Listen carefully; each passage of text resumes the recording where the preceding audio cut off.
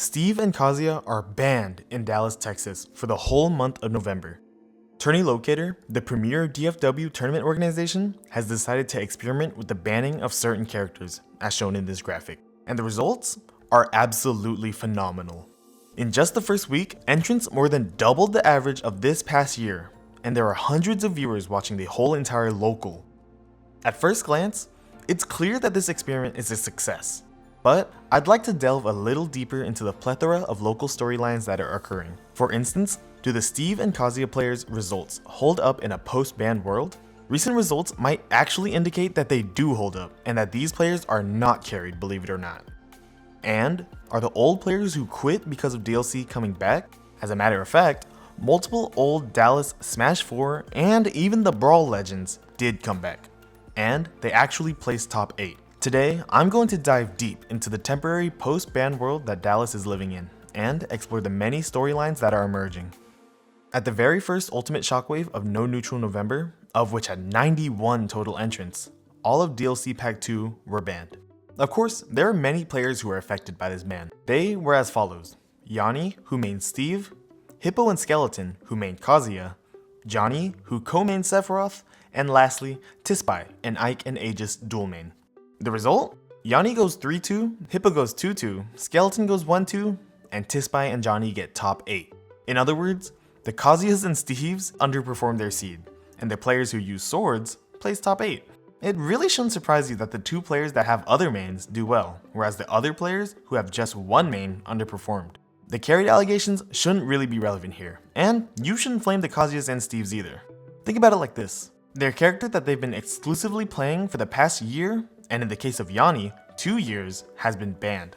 So of course they'll suck. But I'll admit, it was pretty hilarious to see the Kazuyas and Steve players drown without their superpowers. Moving on, there are multiple old head appearances at this bracket, even including some surprise top 8 and top 12 appearances from them. Just to name a few, Denti, Oryx, Cultus, Mick Benedict, and N all made it out for this event. I don't expect you guys to know who these guys are, and I won't specifically go into all their histories with the game. But if you've been following the Dallas scene, you should definitely recognize these names and the significance of their return. Of these players, Oryx placed 9th, beating Ziffel, Yanni, and Chef. You might remember Oryx from a previous video I made, where I briefly mentioned his historic importance in the DFW scene, all the way from Smash 4 to today. To sum it up though, he's been consistently one of the best players in our region for years, but recently quit due to Steve, Kazuya, and work. But another surprising name to see in top 8 was Denti, placing an outstanding 5th place with wins over Tispai, Chef, and Simon. Denti is a certified veteran, having been involved with the Smash Bros community since Brawl. And he was no slouch in any of these games either. In Brawl, he placed 3rd at an old major tournament series you might recall, Skatar 2, beating world famous player Nakat to secure a top 3 spot. Can make it happen? No. Nakat will kill it it. Is lit. That's going to be it. Nakat respects the fact that he was not bringing that one back. He was one of the best Olimar players in that game, and he was also one of the best Ivysaurs in PM. He was PR in every Smash game coming out after Brawl.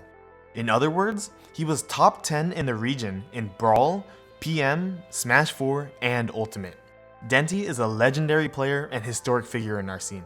So seeing him make a grand return for the DLC Pack 2 ban was nostalgic for the whole region, especially after placing 5th out of 91 entrants. But surely the entrants would go back to normal after all the hype dies down, right? In the second week of No Neutral November, the No Steve week, Shockwave still had an above average amount of entrants at 67 entrants. That's about 30 entrants or 50% more entrants than usual. Besides the increased amount of entrants and viewers, which is awesome, the other notable thing that happened this tournament was that Yanni placed top 5 out of 67 entrants. Yeah, you heard that right. In the week where Steve is banned, Yanni, a solo Steve main, placed not just top 8, but top 5 with his Luigi and Roy, taking wins over Big Pink, Hippo, Iceless, and Danby, having lost to Grayson in winners and Oryx in losers. Yanni placing top 8 was so surprising for everyone, including even himself. Yanni has openly stated on Twitter and in person that he is extremely carried by Steve. And he has also historically had a rough record against Danby, even with his Steve. But despite everything, his trusty old pre-COVID main, Luigi, pulled through, allowing him to beat Danby in a hot Game 3 set. But does this mean that Yanni isn't carried? Probably not, but it does show that his experience with Steve has enriched and improved some fundamental aspects of his gameplay. That's everything notable for the No Steve week of Shockwave. The next Shockwave will feature a Kazuya ban. Yanni may or may not be carried, but you know who is carried? That hippo guy that Yanni beat. He really sucks. He lost to Yanni even when his main, Kazuya, wasn't banned.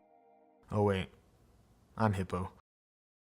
If you're watching this video on the day it was uploaded, I've got some great news for you. The No Kazuya week of Shockwave is actually tonight. So, if this video piqued any interest in the storylines that are going on in Dallas, or you just want to see me, Hippo, be a carried noob in front of everyone and go 0-2, please check out the stream at twitch.tv/tourneylocator. They went on an insane risk with this experiment, being the first ever tournament series in the whole world to take action against Kazuya and Steve. So check out the mayhem that happens every week. Expectations are being thrown out the window, and upsets are constantly happening. It's tonight, and every Wednesday. Don't miss this. History is in the making. I'm personally super thankful for this experiment, and I also consider it a great success. The vibes have been absolutely awesome at the local. The amount of rage quits and salty tweets, and everything negative has gone way down since Kazuya and Steve have been banned. Everyone just seems way happier playing the game, and seeing all the old and new faces interact with each other is honestly just amazing to see. No Steve, no Kazuya, no Banjo, no Prada. Shoutouts to Tourney Locator for risking literally everything for the community on this experiment. And shoutouts to DFW for showing up and showing the whole world that a ban might actually be viable for the health of this game. I love you guys, and I love the whole region, and I love you, the viewer, for watching and supporting me. Thanks for watching, y'all. I'll see you next time.